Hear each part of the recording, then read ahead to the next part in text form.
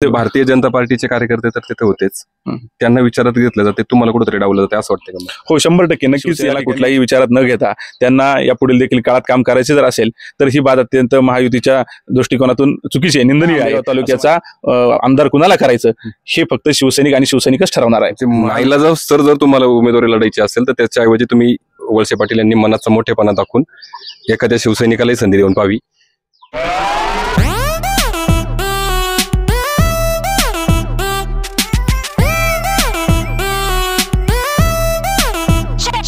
नमस्कार, मी विनोद शेट्टे. आपण पाहताय पॉलिटिकल खिचडी.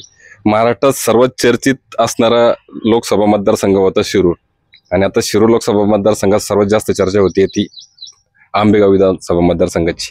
कारण आहे तसंच, कारण शरद पवार यांचे मानसपुत्र म्हणून ज्यांचा उल्लेख केला जातो त्यांचा दिलीप वळसे पाटील यांचा हा मतदारसंघ. याच्यात शिवसेनेची नेहमीच वाताहत होत आलेली आतापर्यंत, कारण 35 वर्ष या मतदारसंघावर दिलीप वळसे पाटलांचं अविरत साम्राज्य आहे. परंतु आता जर पाहिलं तर शेवटच्या क्षणी त्यांनी जो केलेला, आता शरद पवार गटातून अजितदादा गटाबरोबर जे गेलेले आहेत त्याच्यानंतर जी समीकरणं बदललेली आहेत आणि जी राजकीय उलथापालथ सुरू ती पाहता त्याचा आता या मतदारसंघावर काय परिणाम होणार ते आता आपल्याला तो हळूहळू दिसायला लागलेला आहे. परंतु आता जर पाहिलं तर देवदत्त निकम यांची मतदारसंघासमोर असलेली तयारी, परंतु आणि महाविकास आघाडीत इतर इच्छुक असलेले नेते यांच्यात तिकडे ताळमेळ बसलेला दिसत नाहीये. तीच काहीशी परिस्थिती आपल्याला महायुतीतही पाहायला मिळते. परंतु काल झालेल्या यांच्या जनसन्मान मेळाव्यात नामदार दिलीप वळसे पाटील यांनी स्वतःच उमेदवाराची घोषणा करूनही टाकलेली आहे. तर याच्यात त्यांनी महायुतीला पूर्ण यांना विचारात घेतले नाही घेतलेत, इतर यांचंही काय मत आहे आपल्याला आता ते पाहणं थोडं निर्णायक ठरेल. आता आपल्या बरोबर आहेत आंबेगावचे युवसेनेचे प्रमुख वैभवजी पोखरकर. आपण त्यांचं मत याच्यावर काय ते पण आपण जाणून घेऊया थोडं. काल आमदार दिलीप वळसे पाटील यांनी उमेदवारी स्वतःच घोषित केली. आता आपल्याला कुठे विचारात घेतलंय की नाही घेतलं, कारण आपल्यातही देवीदास दरेकर असतील, सचिन बांगर असतील, हे इच्छुक होते असं मानलं जात होतं. परंतु काल यांनी कालच्या मेळाव्यात डायरेक्ट सांगितलं की उमेदवार मिस म्हणून लढणार आहे. खरं तर गेले अनेक दिवस आपण सर्वजण पाहतोय की लोकसभेची निवडणूक संपन्न झाल्याच्या नंतर आता विधानसभा निवडणुकीचे पडघम जेव्हा वाजू लागलेले आहेत. खरं तर काल जेव्हा राज्याचे उपमुख्यमंत्री अजितदादा पवार यांची जनसन्मान यात्रा आंबेगाव शिरूर विधानसभा मतदारसंघात सुरू होती, त्यावेळेस माननीय वळसे पाटील साहेब असतील, त्यांनी बोलताना त्यांच्या भाषणामध्ये सांगितलं की माझी कन्या पूर्वा वळसे पाटील ह्या निवडणूक लढण्यासाठी इच्छुक नाहीत आणि मलाही ती निवडणूक नाविलाजाने लढावी लागणार आहे असं त्यांनी भाष्य केलं. या भाष्यानंतर आंबेगाव तालुक्यामधील महाविकास आघाडीमध्ये महायुती असेल, महाविकास आघाडी असेल, यामध्ये अनेक प्रकारची प्रश्नचिन्ह त्या ठिकाणी निर्माण झाली. आणि महायुती म्हणून आम्ही शिवसेना पक्षाच्या माध्यमातून काम करत असताना शिवसेना पक्षाने गेली अनेक वर्ष सातत्याने आंबेगाव विधानसभेची निवडणूक त्या ठिकाणी लढवलेली आहे आणि ही निवडणूक लढवत असताना सातत्याने एक मोठं मताधिक्य हे सातत्याने शिवसेनेच्या उमेदवाराला त्या ठिकाणी राहिलेला आहे. आता पण प्रश्न समोर येतोय तो संवादाचा. महाविकास आघाडीतही असा काहीसा संवाद आहे, संवाद नाही असंच बोललं जातंय, आणि आता महायुतीतही तेच समोर येत आहे की तुम्हाला काल त्यांनी उमेदवारी घोषित केली, त्याच्यात तुम्हाला विचारात घेतलं की नाही, कारण त्याच्यानंतरची संवाद बैठक होती त्याच्यातही आपला शिवसेना पक्ष कुठेही दिसलेला नाही. खरं तर ही गोष्ट घडत असताना महायुतीची संवाद बैठक त्या ठिकाणी होती, त्याचं कुठल्याही प्रकारचं निमंत्रण आमच्या सगळ्या पदाधिकाऱ्यांना त्या ठिकाणी ऑफिशियली नव्हतं. त्याचप्रमाणे त्यांनी त्यांच्या पद्धतीनं मग शिवसेना असे, भाजपा असेल, राष्ट्रवादी काँग्रेस पार्टीचे काही लोकांना, पदाधिकाऱ्यांना त्या ठिकाणी त्यांनी निमंत्रित केलं होतं, परंतु शिवसेनेच्या कुठल्याही पदाधिकाऱ्याला त्यांनी निमंत्रित केलं नव्हतं. आणि शिवसेनेला कुठलाही विचारात न घेता त्यांना यापुढील देखील काळात काम करायचे जर असेल तर ही बाब अत्यंत महायुतीच्या दृष्टिकोनातून चुकीची आहे, निंदनीय आहे असं माझ्यासारख्या कार्यकर्त्याला त्या ठिकाणी वाटतं. गेले अनेक दिवस भारतीय जनता पार्टीचे कार्यकर्ते तर तिथे होतेच, त्यांना विचारात घेतलं जाते, तुम्हाला कुठेतरी डावलं जाते असं वाटतं का? हो, 100% नक्कीच. या ठिकाणी शिवसेना पक्षाला त्या ठिकाणी विचारात घेतलं जात नाहीये. या संदर्भात स्वतः आम्ही मुख्यमंत्री एकनाथराव शिंदे साहेब असतील, राज्याचे मुख्यमंत्री, आमचे सगळं पक्षाचे सचिव, पक्षाचे या सगळ्यांकडे त्या ठिकाणी आम्ही ह्या माहितीच्या या गोष्टी संदर्भात तक्रार त्या ठिकाणी काल दाखल केलेली आहे. आणि आमची येत्या 2 दिवसामध्ये पक्ष कार्यालयामध्ये मुंबई या ठिकाणी त्या ठिकाणी आंबेगाव शिरूर विधानसभेची त्या ठिकाणी पक्षाची बैठक देखील या निमित्ताने आयोजित केलेली आहे.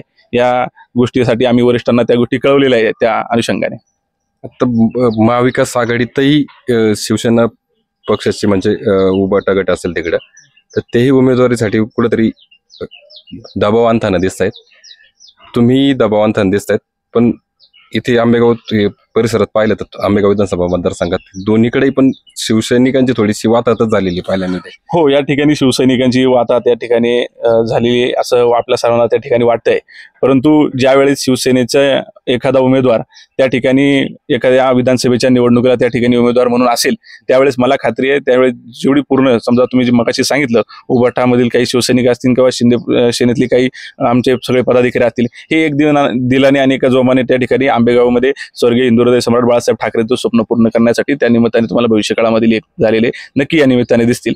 आणि येणाऱ्या काळामध्ये महायुती असेल किंवा महाविकास आघाडी असेल, या दोन्हीमधील जो कोणी उमेदवार त्या निमित्ताने असेल तर शिवसेनेचे जो मताधिकार आहे मतदार आहे तो मतदार या आंबेगाव तालुक्याचा आमदार कुणाला करायचं हे फक्त शिवसैनिक आणि शिवसैनिकच ठरवणार आहे. ते महाविकास आघाडी सोडून महायुती सोडून आता तुम्ही परत उभाटा गट आणि एकनाथ शिंदे गट याच्यातून कुठेतरी तुम्ही तिसरा पर्याय पाहताय मतदारसंघाला. नक्कीच भविष्यामध्ये जर महायुती या निमित्ताने समजा आता राष्ट्रवादी काँग्रेस पक्ष म्हणून वळसे पाटील साहेबांनी कालच तुम्ही मगाशी मला बोलताना सांगितलं की कुठल्याही प्रकारचे विचारात न घेता जर ते त्यांच्याप्रमाणे काल उमेदवारी देखील अजितदादांनी त्यांना जाहीर केली आणि कुठल्याही प्रकारे घटक पक्षांना त्या ठिकाणी विचारात न घेतलं तर भविष्यामध्ये अलग काहीतरी वेगळा विचार त्या निमित्ताने आमच्या सगळ्या कार्यकर्त्यांना त्या ठिकाणी करावं लागेल हे या निमित्ताने सांगतो. परंतु आमचे नेते एकनाथराव शिंदे साहेब असतील यांच्याकडे आम्ही या सगळ्या तक्रारीचा पाडा मांडल्यानंतर ते आम्हाला या निमित्ताने 100% न्याय देतील असं आमच्या सगळ्या कार्यकर्त्यांना या निमित्ताने खात्री सुद्धा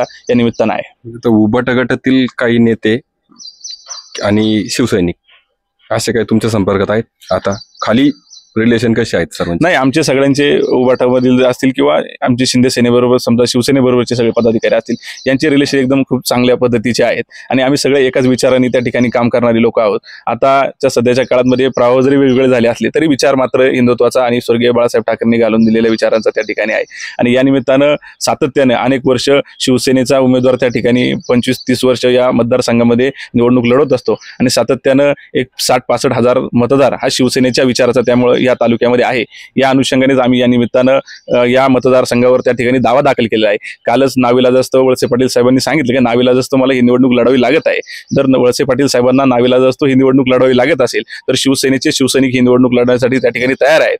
शिवसेनेची 60-65 हजार जी मताधिक्य आहे आणि त्यांचं राष्ट्रवादी काँग्रेस पक्षाचं मतदान मग भारतीय जनता पार्टीचं मतदान या सगळ्याचं कॅल्क्युलेशन करून महायुतीचा त्या ठिकाणी एखादा उमेदवार असेल तर महायुतीचा उमेदवार त्या ठिकाणी प्रचंड मताधिक्याने या ठिकाणी निवडी देईल आणि वळसे पाटील साहेबांनी जरी मनाचा मोठेपणा दाखवून आंबेगाव विधानसभेची जागा जर शिवसेनेत त्यांना जर नाविलाजास्तव लढावी लागत असेल तर आंबेगाव विधानसभेची जागा ही शिवसेनेच्या एखाद्या आमच्या शिवसैनिकाला त्या ठिकाणी दिली. आमच्याकडे आदरणीय देवेदासजी दरेकर असतील, त्याचप्रमाणे सचिनराव बांगर असतील, प्रमीरराव थोरात असतील, मी स्वतः या निवडणुकीसाठी त्या ठिकाणी इच्छुक आहे. मी एका गावचा एक लोकप्रतिनिधी आणि सरपंच या नात्याने काम करतोय. गेले 12-13 वर्ष तालुक्याची खडानखडा त्या ठिकाणी माहिती सुद्धा माझ्यासारख्या कार्यकर्त्याला आहे. या निमित्तानं आमचे पक्ष सेटिंग आम्ही आमच्या उमेदवारीचा प्रश्न त्या ठिकाणी मांडलेला आहे. योग्य वेळी आमच्या पक्षासाठी त्या निमित्ताने आम्हाला न्याय देतील.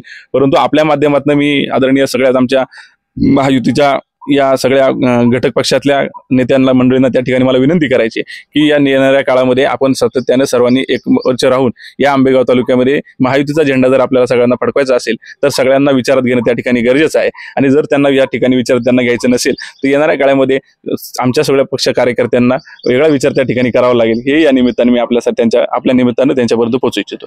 नाईलाजास्तव सर जर तुम्हाला उमेदवारी लढायची असेल तर त्याच्याऐवजी तुम्ही वळसे पाटील यांनी मनाचा मोठेपणा दाखवून एखाद्या शिवसैनिकालाही संधी देऊन पाहावी असं हे म्हणतायत आणि यातच शिवसैनिकांचाही थोडा अस्तित्वाचा विषय आहे. त्याच्यामुळे जर भविष्यात शिवसैनिकांचा अस्तित्वाचा विषय जर निर्माण झाला तर उभाटा गटातील कार्यकर्ते आणि इकडे शिंदे गटातील कार्यकर्ते हे एकत्र येऊन ह्या निवडणुकीला सामोरं जाणार की नाही हेही भविष्यात पाहणे महत्वाचे ठरेल. पाहत राहा पॉलिटिकल खिचडी.